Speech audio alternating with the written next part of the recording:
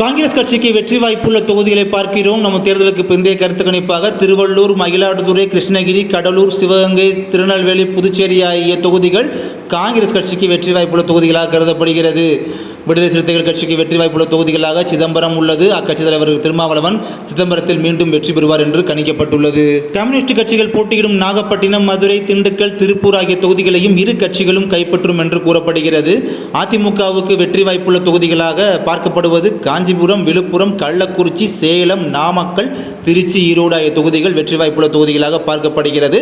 அதிமுகவிற்கு இது தேர்தலுக்கு பிந்தைய கருத்து பார்த்துக் கொண்டிருக்கிறோம். இழுபறி உள்ள தொகுதிகளாக பார்க்கப்படுவது ராமநாதபுரம், தேனி, நீலகிரி, கரூர், விருதுநகர், கன்னியாகுமரி ஆகிய தொகுதிகள் இழுபறி நிலவரமாக போய்கொண்டிருக்கும் என்று தேர்தலுக்கு பிந்தைய கருத்து கணிப்பு முடிவுகள் நமக்கு தெரிவிக்கின்றன. விளவங்கோடு சட்டமன்ற இடைத்தேர்தலை பொறுத்தவரை காங்கிரஸ் கட்சி வெற்றி பெறும் என்று சர்வே முடிவுகளும் கூறிக்கொண்டிருக்கின்றன.